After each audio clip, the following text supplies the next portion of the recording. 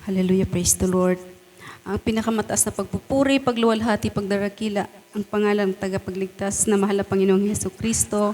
Dobling paggalang sa ating beloved parents in the Lord, ating inaalala ang mga pinagpalang aral at turo ng ating minamahal at iginagalang na Pastor Evangelist Weldy A. Almeda at ang mahal na Assistant Pastor Lina C. Almeda. Pagbati sa mga beloved Almeda family, beloved preachers, workers, mahal na mga kapatiran, baguhan man o datihan, magandang gabi po sa inyong lahat. Higit lahat sa ating pinakamamahal na Panginoong Jesus. Ako po nagpapasalamat sa mahal na Panginoon dahil ako po nabigyan uli ng pagkakataon para makapagpasalamat sa Hallelujah.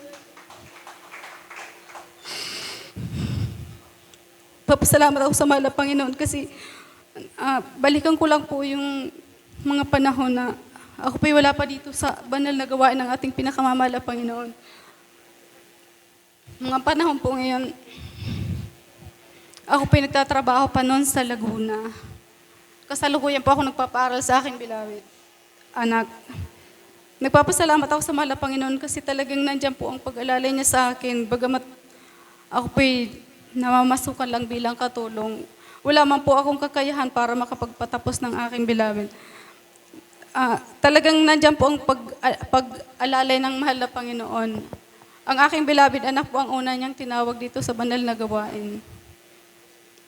Talagang nandyan po ang pag-alalay niya sa aking beloved anak sa kanyang pag-aaral. Nagkaroon po siya ng scholarship at yun po ang naging alalay sa akin at sa aking beloved para siya ay makapagtapos ng kanyang pag-aaral. Sino po ako para makapagpatapos ng pag-aaral? Nagkatulong lang po ang aking trabaho. Pero talagang nandyan po ang pag-alalay ng mahal na Panginoon sa aking beloved anak kasi siya po ang unang naglingkod dito sa ating pinakamamahal na Panginoon. Pinapasalamatan ko po yun sa mahal na Panginoon kasi ang sabi ko po noon, oras na makapagtapos mahal na Panginoon ang aking beloved anak. Magpapasalamat talaga ako sa iyo.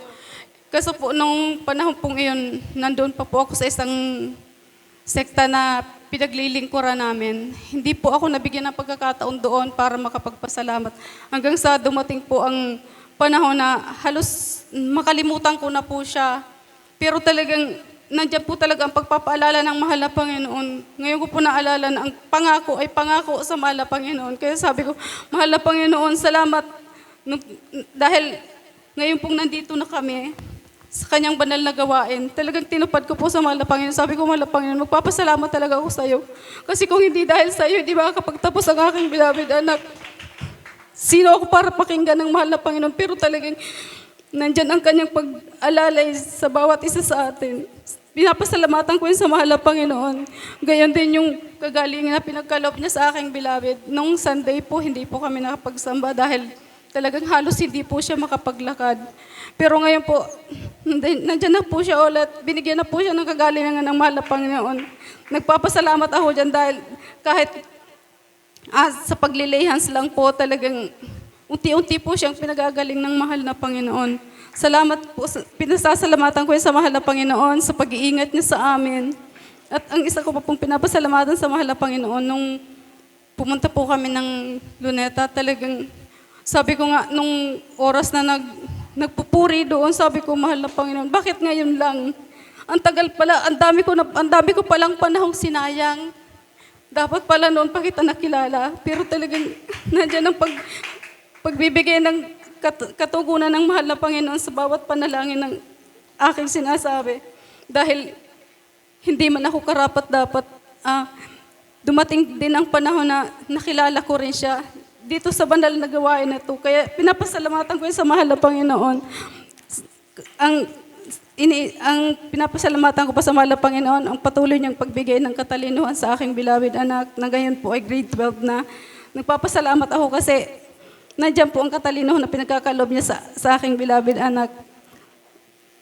Ang pag-iingat niya sa amin. Salamat, mahal na Panginoon. Kaya po ang lahat ng kapurihan, kapasalamatan ay tanging sa akin pinakamamahal na Panginoon Jesus.